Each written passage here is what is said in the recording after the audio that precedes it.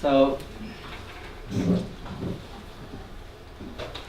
you get on a plane,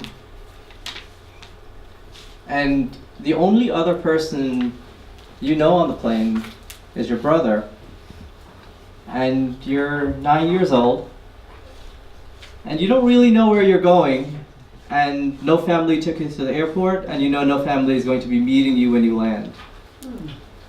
Right? It's the middle of December, so right about now. And I'm on this plane for the first time. I'd never been on a plane, right? And so I'm leaving Guyana, and I'm coming to the United States. In the middle of December, my family made sure that my brother and I, we wore our going out shirt, right? Because you don't have that many. So the going out shirt was this really nice, like silk, because you gotta wear what you have, right? And so. Oh, so it's beautiful, right? It's short sleeve. I'm looking good, right? I'm gonna make an impression. And then the plane lands, and oh my God, I've never seen so many lights. I remember it vividly. I still remember it, mostly because I just landed 2 or 3 days ago and I saw the same vision of New York. This time from Iceland, just as cold. And so the plane touches down, and back then I don't remember walking through, the skyway that you kind of walk through that connects the airport to the plane. I remember just coming down the steps and walking to the airport. So I'm older than I look. And so I get in the car, and remember, I'm wearing the short sleeve silk shirt. Have you ever worn a silk shirt?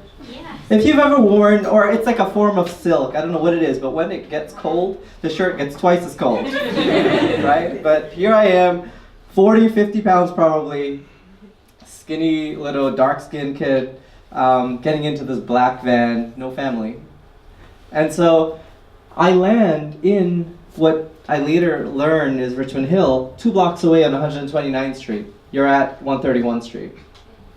And I get out the car. Well, before I get out the car, I'm there, and you don't really, you're kids, you're not as reflective. And so I didn't know what to expect. I didn't know anything. I knew I was freezing.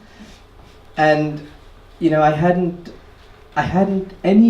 didn't have any idea of what this country looked like. But the first impression I had was, oh my God, they can pave the sidewalks? Not just the road, they can even pave the sidewalk? I was very impressed. Little things like that mattered, because if you have enough money to pave the sidewalk, where I come from, you don't even have money to pave the road, right?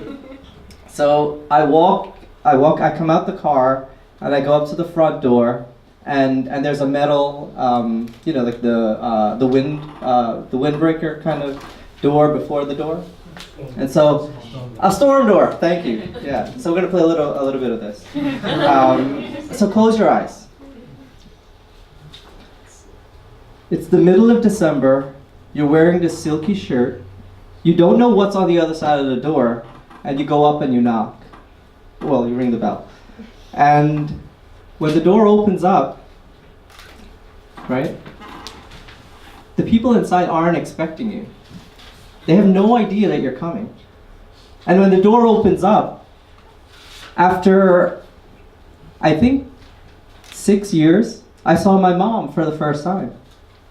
So this photo here was close to when my mom left.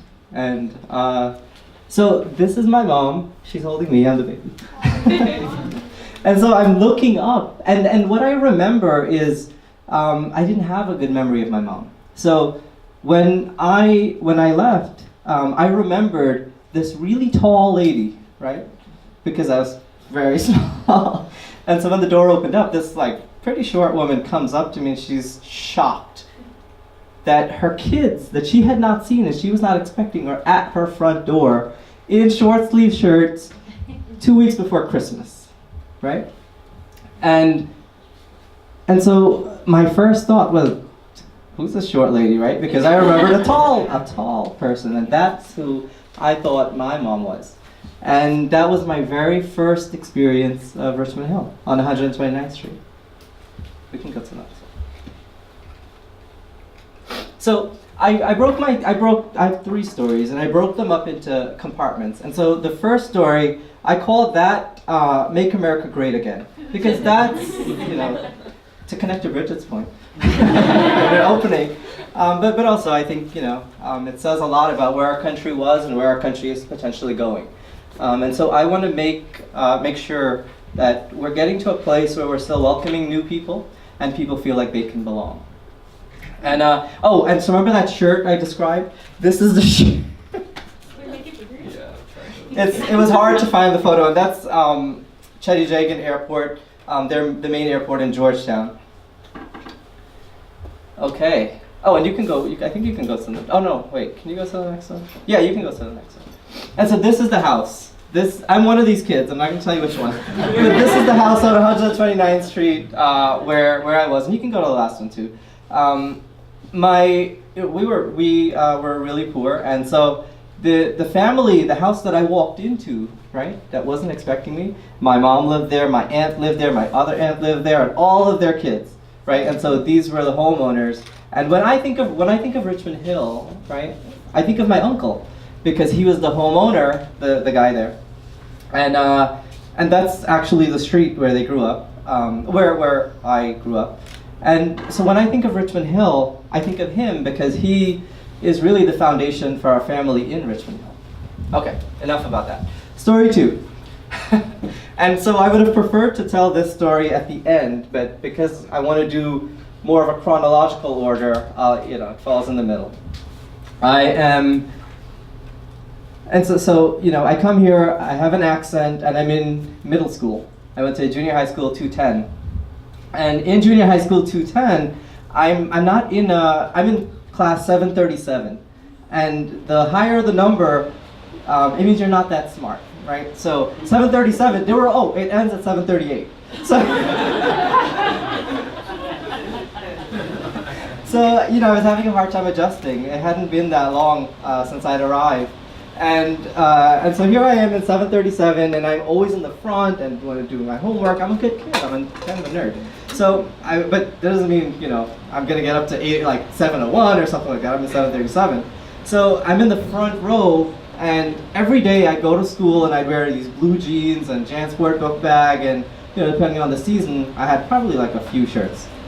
So every day I'm in the front of the teacher, and you have assigned seats, and so the person immediately behind me, there were 2 girls, and so without saying their names, we had really developed this really close relationship, but in the 7th grade, I didn't really think of it as like we were just friends.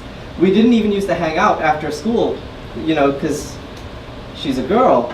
She can't go out. She can't have guy friends, and if you know Indo-Caribbean parents, you certainly can't call or anything like that, right? And it's not like we have cell phones. Remember, I'm older than I look. So this relationship, right, which seems more like a relationship now than it did then, had begun. And middle school back then is 2 years. Now it's 3 years. And in 737, this girl behind me would always bother me. It was so annoying.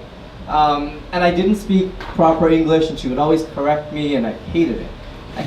But it was good because I never spoke, and I just tried to I observed everything and I absorbed everything. And so by the time I got to the 8th grade, guess which class I was in? Not 801, I wish. I was in 816. And guess who was still behind me? The same girl, right? We'd still never hung out. But we'd become really close, right? We weren't as antagonistic towards each other, and she would do really sweet things. Like she was Muslim, and I was raised Muslim, and so she would bring certain food like sirni and stuff whenever her family had religious prayers, and so she'd bring these things in. Am I over time? You're fine. Okay. So she'd bring these little things, and I never did any of that. I was just like, thank you, and eat it up. So you know, going forward, I'm now, you know, in 816, and I'm seen as like the smartest kid in the class because no other kid had ever jumped. Well, you know, not ever, but ever when you're that age, right? From 737 to 816. Usually, if you're at 737, you'd either go to 838, or you'd stay, you know, in that range. And I all of a sudden was seen as this really smart kid. And if you looked at my report card, I probably was. I was getting, you know, A's in everything except math. But you know, who needs that, right? So they asked me to speak at my graduation, right, as the featured speaker. And remember, I still didn't speak. I was observing and I was absorbing everything, but I never spoke, right? I had this accent and I know this annoying girl wouldn't leave me alone. So I was really nervous to speak. And so she began coaching me, right? And helping me. I was the Big Apple speaker. That meant a big thing back then. And so we weren't boyfriend and girlfriend or anything like that because we were seeing each other every day. The need to ask, you know, and how to ask, it just never came up. And I knew she wasn't seeing anyone, and I certainly wasn't seeing anybody. So this was enough. This was the relationship, right? Up until senior prom, because you gotta ask, right? And so I didn't want to. And she had a friend. There were two girls behind them, and the friend was very. She had actually been left back 2 times. She's that girl that stayed at 737. But she was the sweetest person, but she would like put a lot of pressure on me to like ask, and she wants to be asked, but I'm like, so why don't she just ask? So I said, let's go to the prom. You know, we did. But this was more than I had ever bargained for, because she expects, you know, you to go to the house and pick her up, and I wasn't ready for all of that. Anyway, she lives on, and I don't know if she still lives there, but she lived on 116th Street. Just like the class, 816. She lives on 116th Street between Liberty and 101. So I go to her house, scared as hell because, you know, remember, Indo-Caribbean parents, you can't call, and I'm like, you know, there's no relationship between guys and girls. And so she comes out, she has this really nice toe ring, and I'd never seen a toe ring. And she looked really great. And it's funny, there were like weird things you remember, right, when you look back. We go to the prom, and you know, I'm not gonna dance. I don't even speak, I'm gonna dance. So, you know, we're like, and she's not gonna dance either because she's a little shy about that. But then I realized this is the last day of class, right? And maybe, oh no, graduation I think had already happened, I don't remember, but I knew this was coming to an end. And I was going to a different school, and she was not really going to school, and so if you look at this story, I think it begins to chronicle a lot of what we see in our neighborhood, not about love, but about education, and maybe about love. And so I knew I wasn't going to see her again, and I didn't know how to, because we weren't in a relationship. I didn't know how to ask her. So we hung out. We started, school was over. We started hanging out. And we hung out the first time, and I think she expected me to kiss her, but we had not kissed or anything, and I was very nervous, right? So there was a weird moment. I walk up so I'm dropping her back home, and secretly, this isn't happening, right? Her parents does not know this is happening. So she's going to that friend, remember the one that's staying in 737? She's going to her house to hang out, and she conveniently becomes the middle person. So she arranges this whole, we're going to the movies, and Cross Bay had those theaters. And so we were going to the movies, and so I drop her back home, and drop means like we took the bus. So, just to clarify. So the Q8 stops, you know. And then there's this weird moment, the sidewalk is broken, and I'm just like, oh, you know, at 116th Street, and I'm like, you know, it's enough of like, there's no more small talk, it's clear, like I'm supposed to do something. And I didn't. And so I said, okay, I'll see you later, right? Because she should, right? She should, if she likes me, she should, right? That's the kind of person. And so that was the first date. The second date never really came. We made a second date, but she didn't show up. And I was at the movie theaters watching The Mummy all by myself. I didn't know this was gonna happen, but it did happen. And then I found out from this friend that actually she's talking to someone else. And I was devastated because I remember that brother I came on the airplane with, we were in the same room on bunk beds. And so he was on the top, and I guess I was spoiled because the bottom bunk was bigger. And I couldn't sleep for that entire summer.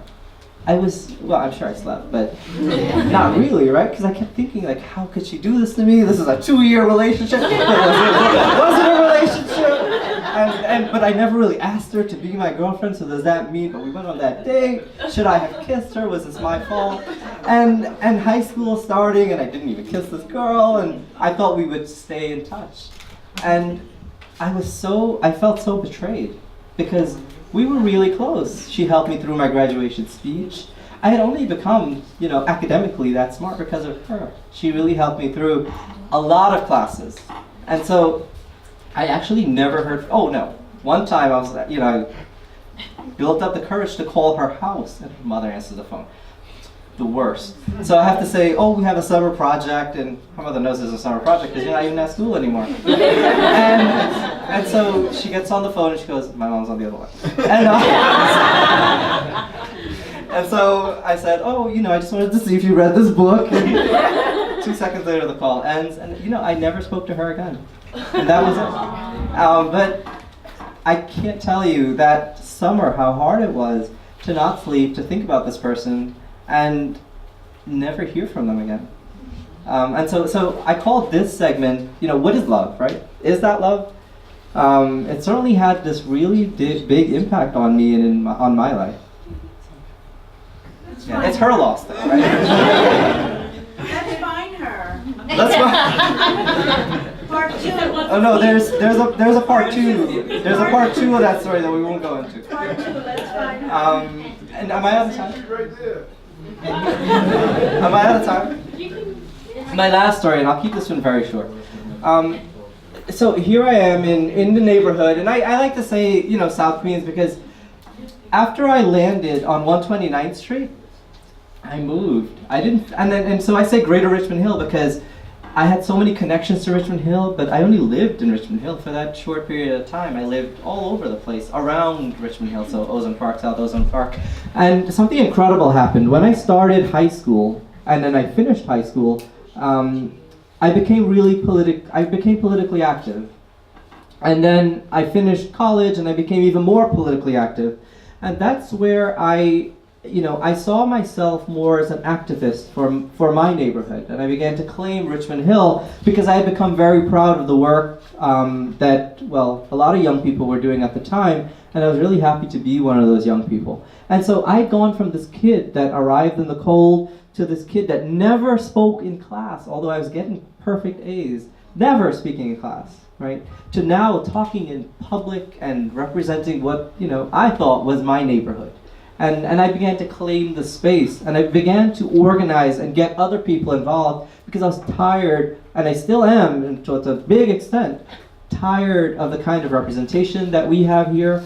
I'm tired, and then there's a video, and I'll explain the video, but I began, a lot of people say bad things about Richmond Hill, and if you're a young person in high school, there are even more names about, Chicken Head Hill and all kinds of things. Very derogatory terms to refer to this neighborhood that I began to appreciate because I felt like I belonged. And in this day and in this time, that I think is so important. And so one day at the corner of Lefferts and Liberty, it's 2010, and it's the census is happening, and this neighborhood and this greater neighborhood, we don't participate, right? We don't return to forms, and there are all these statistics, and so we created this organization. This organization runs the space, and we began to mobilize our community. And so as we were setting up tables on Liberty Avenue, this woman comes up to me, who I've known ever since, starts filming me, and I found that video, and I wanted to play it. I hope it's not. I actually haven't watched it since, and I didn't have time to watch it today. But a few of us lined up on the corner of Liberty, just to set up what you're going to see, and And then it was slightly edited after. So, because she got skills, right? I can't do that. But this is it at the corner of Liverpool. I'm here for helping to promote census. Really just the count of the population. It's particularly important to Richmond Hill because in 2000 census, 4 out of 10 people returned their forms. That means 6 people out of every 10 persons did not return their forms in this neighborhood. And you can see it in our roads. You hear the music? It's very dramatic. In our hospitals, closing left and right. You have our high schools just completely overflowing.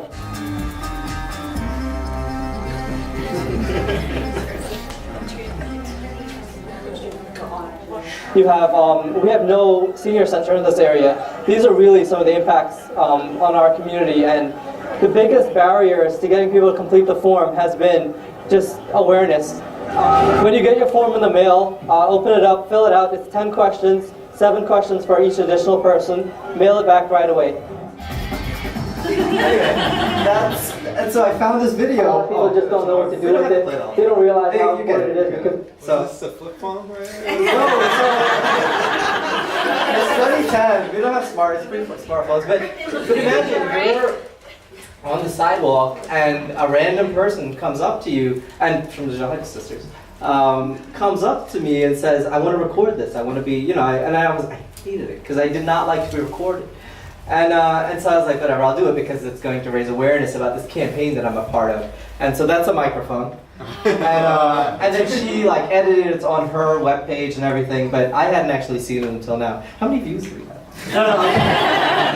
So that's my story. And so I called this one just Activism because I think there are probably a lot of people here who are not from Richmond Hill. And so it's exciting to share our stories of Richmond Hill. But what's probably, and by a show of hands, who's not from Richmond Hill? Okay, Earl, I see you trying to claim Richmond Hill. But a majority of the people are not. And I think the point of this, right, is to find what you love about your own neighborhood. And so this is what we, the 4 of us, love about our neighborhood. Thank you. This is only 6 years ago? I try to clean up. You look like you're a high school student. Good genes. Okay, so that's the first question. The second question, there are everyone's questions? wondering, this girl who you had the romance with. Hey, you didn't even talk about your aqueduct thing. So the burning question is, did you find her on Facebook later? So, I looked. No, so when I went to high school, I became a different person. And I wasn't interested anymore in finding her because I felt like she was interested in finding me.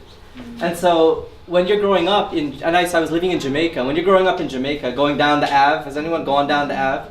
You just walk down the Ave endlessly every day. You'd buy something, right? And you'd get shirts and jeans and stuff. And so I was this. I thought I was a thug. I was a different person. And so some of that I guess carried through. But I was a different person, and I went into this, 165th Street, the Coliseum block. Yeah. So I went in there, and as I'm shopping, I forget. I think it was Iniche. It was a popular brand at the time. Iniche, yeah.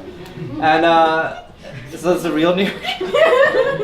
But she was in the store, and she had a kid with her. And I think it was her kid because I kind of listened. This is in high school? Yeah. So she didn't make it to high school. And that boy, I had a lot of details, and maybe that's what kept me up at night. Climbing through her window and something, but she had become a mom. Aww. Did she recognize you? Did she recognize me? There's a question. They want to know if you said hi to her. What do you think? We'll leave it there. The people want to know. I shared enough.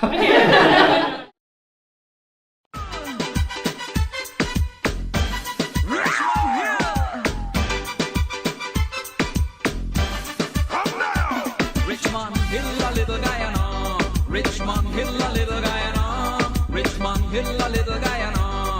Richmond Hill, a little Guyana. Richmond Hill is a place where the Guyanese are ways. Young gal a walk and them a shake up them waist. Them a big up them chest, cause they know them are the best. Bring first place in a beauty contest. Richmond Hill, a little Guyana. Richmond Hill, a little Guyana. Richmond Hill, a little Guyana. Richmond Hill, a little Guyana.